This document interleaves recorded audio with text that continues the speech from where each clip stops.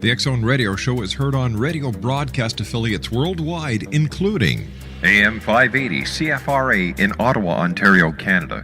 WPUL AM 1590 in Daytona Beach, Florida. KOHI AM 1610 in St. Helens, Oregon. KHRO AM 1150 in El Paso, Texas. And for more information on becoming a professional broadcast affiliate of the X Zone Radio Show, visit www.xzbn.net or call toll-free worldwide 1-800-610-7035.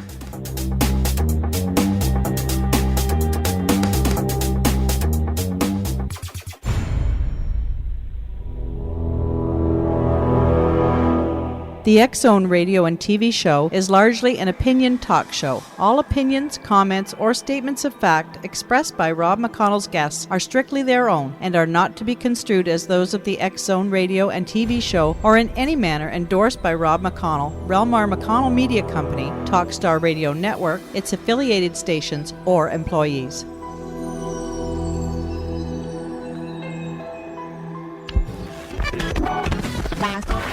All Hit Radio.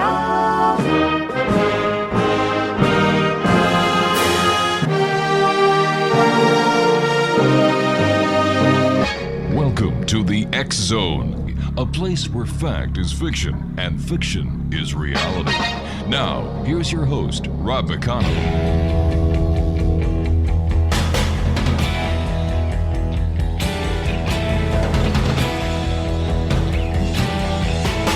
I know you've deceived me, now here's a surprise. I know that you have, 'cause there's magic in my eyes. I can see for miles and miles and miles and miles and miles. Oh yeah. If you think that I don't... And welcome back to the X Zone, everyone. My name is Rob McConnell. We're coming to you from our studios in Hamilton, Ontario, Canada, on the Talkstar Radio Network, X Zone Broadcast Network, UK High Definition Radio, Euro High Definition Radio, and Star Cable. Toll-free worldwide, 1-800-610-7035. My email address is xzone@xzoneradiotv.com. On MSN Messenger, xzoneradiotv@hotmail.com. And our website, www.xzoneradiotv.com. This hour, X Zone Nation, Skip Atwater is our special guest. He is the research director at the Monroe Institute. Skip was guided from within to a career as a counter-spy during the Cold War era, where he used his natural psychic aptitude as a U.S. Army counterintelligence special agent. He played a key role in the remote viewing intelligence program, now known to the world by the code name Stargate. For 10 years, Skip was the operations and training officer for this secret remote viewing program. He recruited and trained an elite cadre of professional intelligence officers to do remote viewing for the Department of Defense and various members of the national intelligence community. He planned, conducted, and reported thousands of remote viewing intelligence collection missions. Working in the Bob Monroe Research Lab, he has explored the realms of his own consciousness and adopted a spiritual perspective of everyday life. In his role as research director, he published technical research on methods for expanding consciousness, authored the inspirational book Captain of My Ship, Master of My Soul, which is now available as an ebook, and assisted hundreds of individuals in experiencing and exploring expanded states of consciousness. Joining me now from the Monroe Institute is Skip Atwater. Skip, welcome to the X Zone. Thank you very much, Rob. Nice to be here. It's great having you with us, Skip. Could you give our listeners what the basic definition of remote viewing is? Well, there are several ways to answer that question. We think of it as a mental means to describe locations, activities that are distant from you, blocked by distance, whether that distance be in time or in space. A more refined definition is that it's a very protocol-driven, scientifically based procedure. It is not waking up from a prophetic dream or having some sort of vision. It's a very controlled type of use of psychic perception. Skip, you and I have to take a commercial break. We'll be back in 2 minutes. Exonation Skip Atwater is our very special guest. He is the research director at the Monroe Institute. And his website, and the website for the Monroe Institute, is www.monroeinstitute.org. That's www.monroeinstitute.org. The X Zone is a place where people dare to believe, dare to be heard, Monday through Friday from 10 p.m. Eastern until 2 a.m. Eastern. And you can always listen to us if you've missed the show by going to www.xzonepodcast.com. And for more information on the TV series Paragators, visit the website www.paragators.org. Skip Atwater and I will return on the other side of this break as we continue from our studios in Hamilton, Ontario, Canada. Don't go away.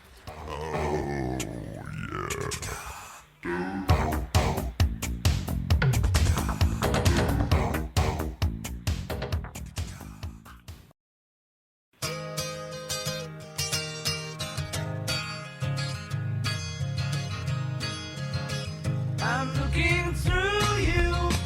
Where did you go? I thought I knew you. What did I know? You don't look different, but you have changed. I'm looking through you. You're not the same. Your lips are moving. I cannot hear. Your voice is soothing, but the words aren't clear. Skip Atwater is our special guest. He is the research director at the Monroe Institute. Their website is www.monroeinstitute.org.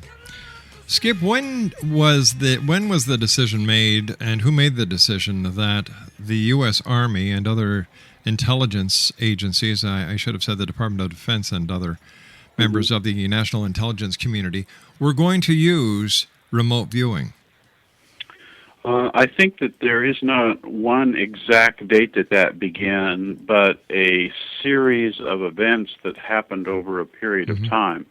If we look back in the very early 1970s, apparently the CIA was providing intelligence collection requirements. They used to call them ICRs, intelligence collection requirements, to a widespread intelligence effort to find out if there was anybody which was in then the Soviet bloc countries, behind the Iron Curtain, as we used to say, or any other places in the world that were investigating paranormal phenomena, and developed several leads, several reports pertaining to money being spent and high-level scientists investigating things. And that led to approaching a research organization known as Stanford Research Organization, Stanford Research Institute, or SRI International as it's now called, and finding a man by the name of Dr. Puthoff, who had stumbled across some research that he was interested in with Ingo Swann. And in 1972, then, he worked with Ingo Swann, a remote viewer, to do several experiments, and published those reports in the Journal for Electrical Engineers, which is the IEEE journal. When the CIA got word of this, they approached Dr. Puthoff and said, "Boy, have we been looking for you." And he said, "Well, what do you mean?" He said, "Well, we have these reports from these foreign research organizations that are studying paranormal activity, and we would like you to replicate some of the experiences, some of the experiments that they're doing to see whether or not the results they're producing are true, or is this some sort of false propaganda or false intelligence." So SRI was originally under contract in the very early 1970s to replicate the work being done at foreign locations that had been detected by the CIA. How would the CIA actually get their hands on the information of the experiment that could be replicated? Well, they use a multidiscipline intelligence approach. You hire a janitor who works in the building, and you watch the cash flow through the banks and find out what professors from what universities are going to work in what laboratories. Mm-hmm. A very intricate, multi-source picture emerges as to what's going on in that building and who's working there, how much work is being done, what are people talking about in the coffee shop, and so forth, and then attempting to replicate that activity. What were some of the experiments that were repeated on this side of the Iron Curtain? The idea of being able, again, to describe things at a distance, what in a more occult expression might be clairvoyance. Mm-hmm. There was some attempt at psychokinesis. That much of that psychokinesis work went to Princeton University rather than Stanford Research Institute back in the 70s. And there was always this, concept of manipulation or the ability to make someone do something else. Remember the chess game, was it with Karpov, or something? Was that the Russian's name? There was an accusation that there was mind control being used. Yeah. You remember that story? Yeah, sure do. So there was a concept of, is there an ability to do this? Can these people that seemingly describe mm-hmm. things at distant locations or can bend metal or alter random number generators, could they in some way be used to affect the behavior of human beings or stop a rabbit's heart, or all these strange suppositions? So many of those things were examined and looked into, and as the years passed, eventually there was a defector that came out from behind the Iron Curtain who had worked in all these labs and could verify the research being done and the results that were coming out of there. Were the experiments successfully repeated? The ones for distant viewing or remote viewing, as it came to be called, mm-hmm. were successfully repeated, although it was an interesting story, and Dr. Puthoff, originally working with Ingo Swann, they were trying to have him describe objects hidden in boxes, and then they would open the object and match his descriptions, see how closely he was able to describe. And the joke is that with Ingo's many invitations to go home, meaning that he was sort of an honorary guy and said, this is the stupidest experiment I've ever seen in my life. If I want to know what's in that box, I'll just reach over and open the box. He says, this is trivial nonsense that you're doing. And of course the scientists are all like, trivial? Well, we're scientists. We're doing this in a controlled fashion and so forth. And so he says, see that big world map you have on the wall there? He said, give me the coordinates of any place on there and I'll describe what's there. And of course the scientists didn't believe him. Russell Targ and Hal Puthoff were like, well, okay, but first tell us what's inside this little box over here, kind of a thing. And so eventually, sort of placating themselves, they said, okay, we have some hidden coordinates for you. You're in a blank room and describe what's so many degrees north, so many degrees west. And he gave a pretty good description of a mountain area with buildings in a valley and so forth, and they're like, well, that's interesting. That was a good guess you gave. So they repeated this many times, and then eventually they asked their sponsor, the CIA, to begin to provide some coordinates of interesting locations. So that the scientists themselves didn't invent this. The CIA, the people that were paying for the research, would provide coordinates. And that's what led into the idea of this being not just verifying the research that had been done around the world, but actually using it in an operational sense. Now, when somebody is remote viewing, can they remote view into the future as well as into the past, or is it just in real time, present real time? When from standing in the shoes of a remote viewer, Right. time doesn't matter. The remote viewer themselves doesn't have a analytical understanding of time. They are just reporting their perceptions. So the trick becomes targeting them or assigning their intent towards what perception. The easy answer to your question is they can go anywhere in time. But I needed to say, when you're in the shoes of the remote viewer, you can't answer the same way. It's the fact that time, as we think of it as past and future, just doesn't matter. What are the mechanics of remote viewing?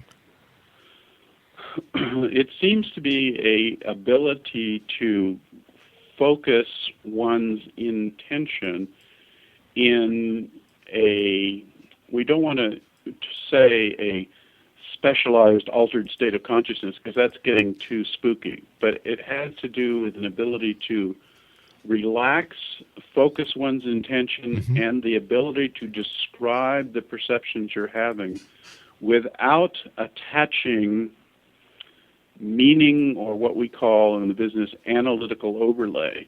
If in your head you're asking questions, gee, I wonder what that is. Oh, what would that be? That's not going to produce successful remote viewing results. You have to report out what you're perceiving unattached to the meaning of what those things are. That's the job of an analyst, to put things together. How many remote viewing missions did you take place in during your time with the intelligence agencies? Thousands. I mean, with one famous remote viewer, Joe McMoneagle, I have done more than 1,000 remote viewings with him alone. And over the years, I probably worked with 20 different remote viewers. So a lot of them. You know, here we've got the United States government still looking for Osama bin Laden. Why don't they just ask yourself and other professional remote viewers to find him? Well, there's, again, probably 10 answers to that. There's an assumption that we don't know where Osama is. So is it better to have him alive than to have him martyred and become a symbol for his kind? Another answer, whole other answer, forget I ever said that, a whole other answer is, if I describe where he is now, I might say a dark, smoke-filled cave with soot on the ceiling, and I smelled You're describing all of the caves in that part of the world. Right. So it isn't very helpful in saying, well, where is he? All right, stand by. Skip, you and I have to take Sure. our commercial break at the bottom of the hour with the news. Skip Atwater is our special guest. He is the research director at the Monroe Institute. Their website is www.monroeinstitute.org. I'll be back with Skip Atwater on the other side of this commercial break as the X-Zone continues from our studios in Hamilton, Ontario, Canada. Don't go away. I'm looking through you. You love to sing. Your lips are moving. I cannot hear. Your voice is soothing.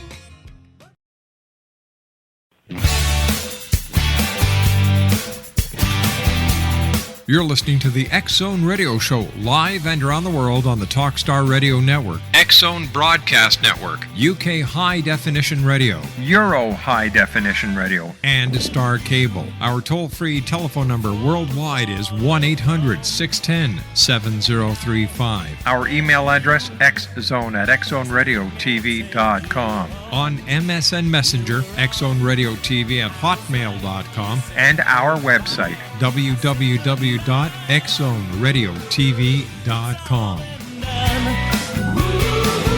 It's all been done. The look of love is in your eyes. A look your smile can't disguise. The look of love, it's saying so much more than just words could ever say. Exonation, Skip Atwater is our special guest. We're talking about remote viewing. And Skip is the research director at the Monroe Institute. Their website is www.monroeinstitute.org. And Skip was a special agent with the U.S. Army counterintelligence agents, and he was, he played a key role in the remote viewing intelligence program, now known to the world by the code name Stargate. I would imagine that people in general, Skip, have a total misconception of how people remote view. I mean, how the professionals like yourself and other members actually do the remote viewing. And I was wondering if you could take us through the basic steps that a remote viewer would remote view. Sure. There's lots of popular movies and TV shows that dramatize the activity for purposes of entertainment. You mean you didn't make goats fall over? It's not as strange or different that people would think. First of all, there are probably a half a dozen techniques that people use in terms of the way in which they describe the information, meaning the way they write it down on a piece of paper, a certain series of questions that they always attempt to answer. But in general terms, there is a period of time when you sit or lay down in a very quiet place, and you might have someone that works with you that asks you questions during the process, or you might work alone with a piece of paper or some sort of a designator of what you are to describe. Remember that in remote viewing, I said it was a scientific protocol-driven process. So you don't come up in your sit down today and say, oh, I'm going to remote view who's at McDonald's for breakfast. The problem with that is that it fills your mind up, you personally, your mind up with every time you've ever been to McDonald's and every person that you've ever seen in there. So this idea of self-targeting isn't as successful as one might think, and it's also referred to as front-loading. In other words, if I was to say to you, okay, today we're going to be remote viewing McDonald's. Are you ready? Now describe, and that's called front-loading. It's much better if you have no foreknowledge whatsoever of what you're expected to perceive, that if the targeting is what's called blind to you. So it can be a set of geographic coordinates. It can be, say, a sealed envelope, and in this envelope is a picture of someone, and we need you to describe that person, their state of health, and their location. And you focus and concentrate on, that's my task at hand. I need to describe this information they need. And then you turn inward to a mental plane, a mental slate perhaps in your own mind. People experience it differently. and simply wait for information to come. And you might have a perception of a tree. And so you write down or draw on your paper a tree.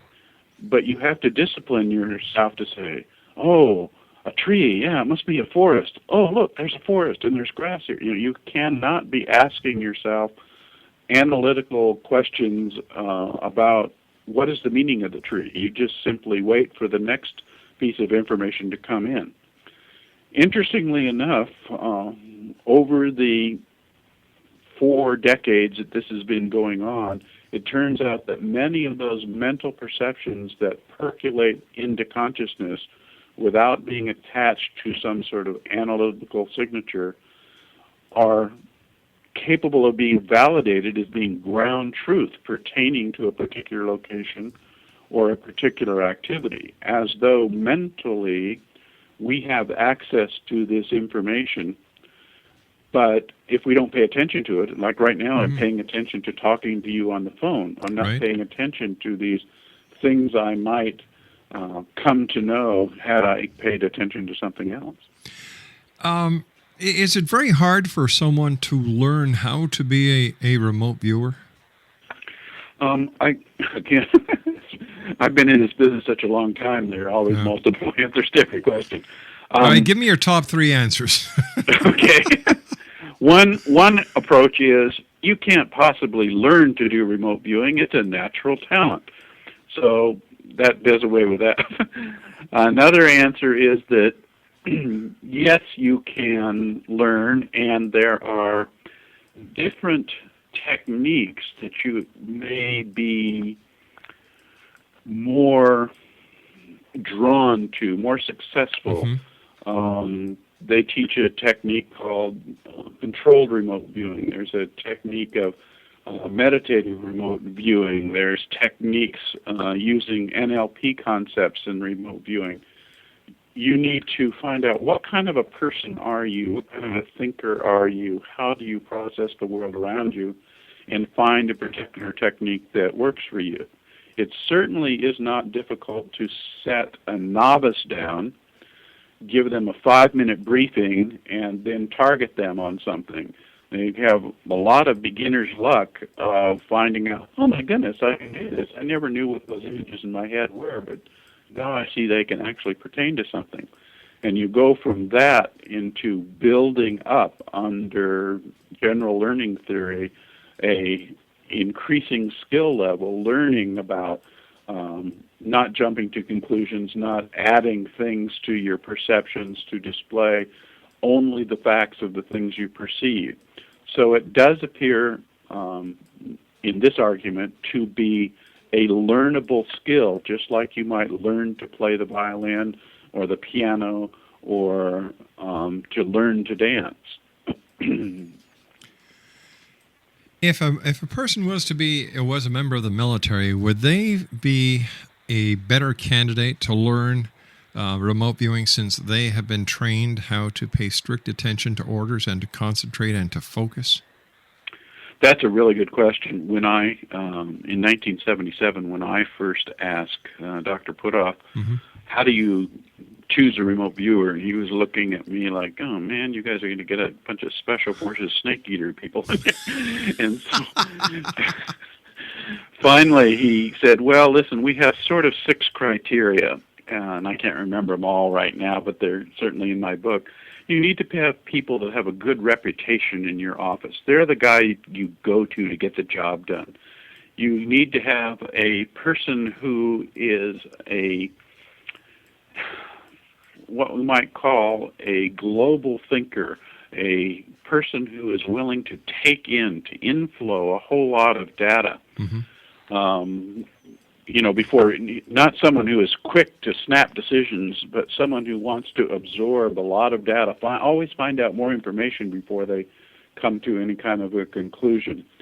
So we looked around when we first interviewed in the military community. We looked around for people like this, people that had this kind of approach to life, dependable people that, who's the guy, you go into an office and there's 40 people working there and you ask the boss, who's the guy you go to when you want to be sure this job is done? And they say, oh, Mary over there, Lieutenant Mary Fitzgerald, she gets the job done every single time.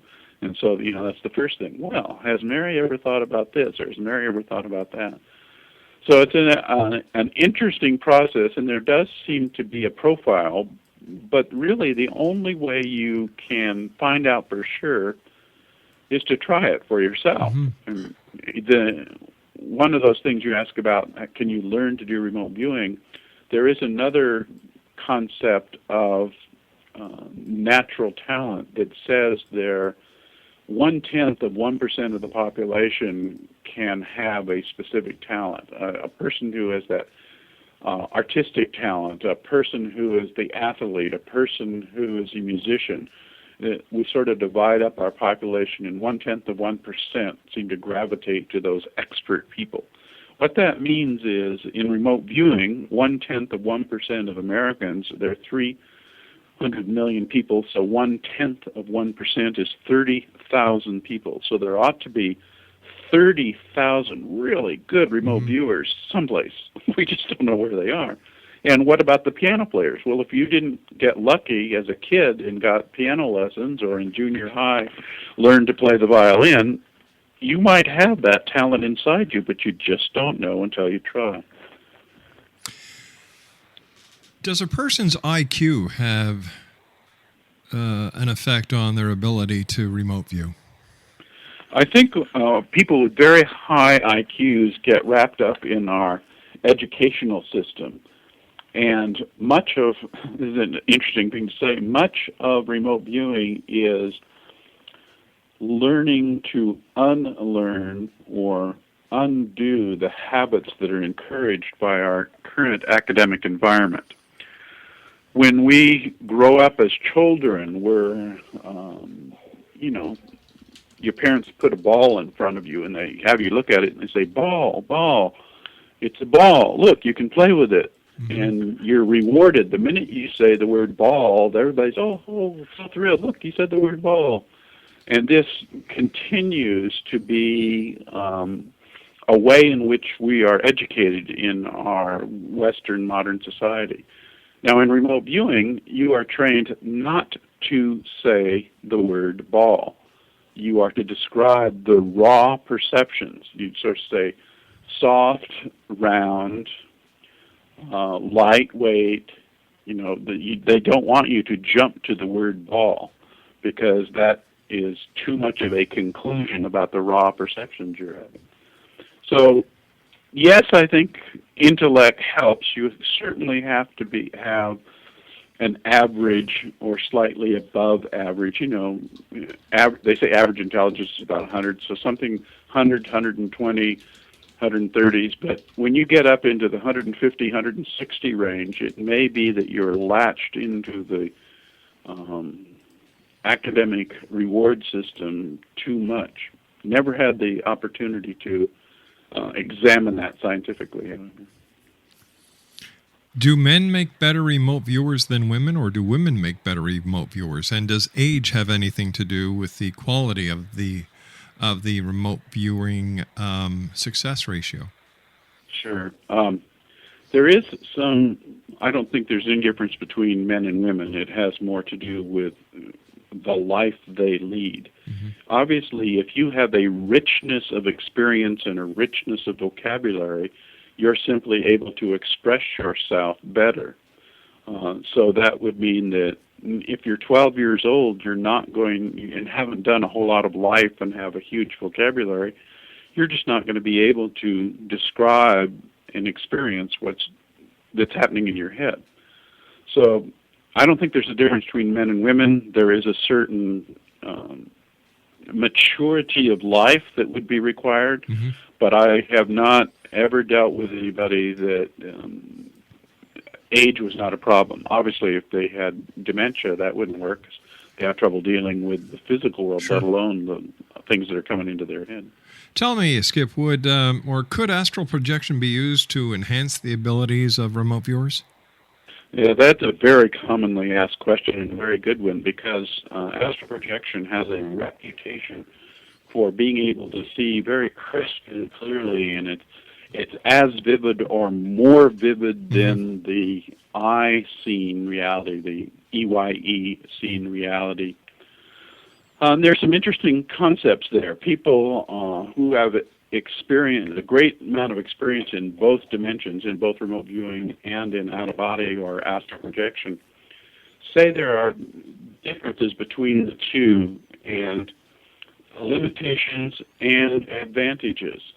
When you are having an out-of-body experience or an astral projection, there is the sense of prepositional orientation and action-verb, meaning you perceive yourself to have to move up, down, left, right, through the wall, through the door, to go from one place to another, and you have the sense that you in your supposed astral body must make those actions. In remote viewing, that's not the case. In remote viewing, it's a pure information transfer. There's no such thing as, if I'm going to describe the outside the building, I have to move outside the building. That just isn't in the equation of remote viewing, just like time isn't in the equation. Skip, you and I have to take a commercial break. We'll be right back. Exonation Skip Atwater is our special guest. He is the research director at the Monroe Institute, www.monroeinstitute.org. We'll be back on the other side of this brief break. Don't go away. Love is but a song we sing, feels we will die.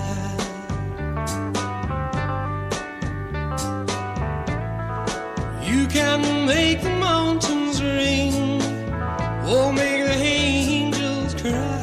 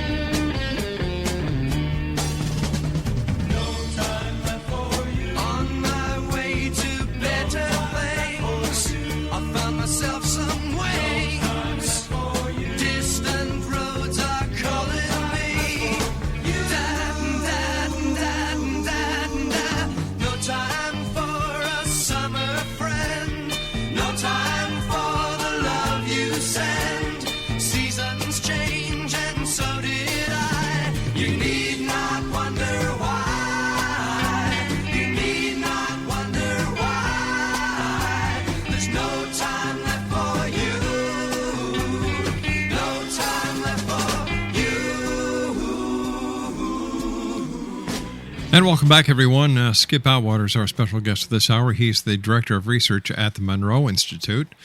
If you'd like to get more information about Skip, he can be found at www.monroeinstitute.org/Skip Atwater.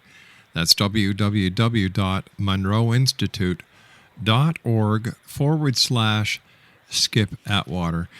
First of all, Skip, I want to thank you ever so much for joining us. It's been a great pleasure talking to you. Where do you see remote viewing in the future, and why did the government and intelligence agencies drop remote viewing?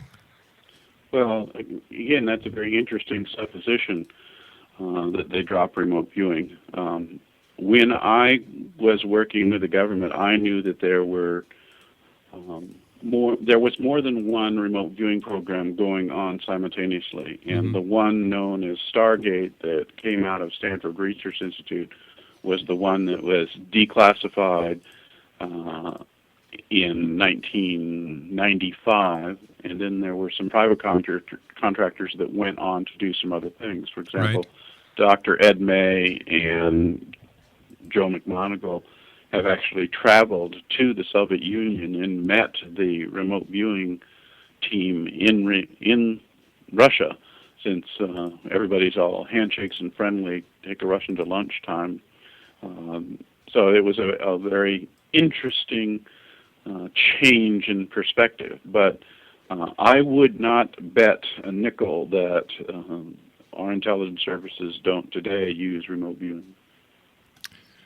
What do you think the next step in evolution of remote viewing is going to be? Well, I think that there is now focus and turn to the more talented people. There's been an interesting history over the past several decades of we have very special talented people to moving for 2 decades into, no, everybody can do it. Oh, it's so wonderful. We're all just wonderful. We can all do this. To finding out we have 2 decades of lost research on those people who seem to do this quite naturally without any special training and do it very well. So finding out the uniqueness of this human behavior, there are rumors that Chinese children are tested early and then separated off into special schools to develop these enhanced human abilities, these talents that people have. So I think that's probably where the future lies, in the recognition that we don't know everything there is to know about this, and we need to do more study and come to a better understanding of those people who express this as a natural talent. Skip, I want to thank you once again for joining us. Great talking to you. I hope we have the pleasure of having you back here in the X Zone in the future. Be glad to. Take care, sir. Exonation, Skip Atwater, the Director of Research at the Monroe Institute, www.monroeinstitute.org/Skip Atwater. Well, that's it for tonight. I'd like to thank all my guests tonight and all the stations around the world who carry the X Zone. And I'd like to thank you, the X Zone Nation, for allowing us to be part of your day or night, no matter where you are on this beautiful blue planet of ours.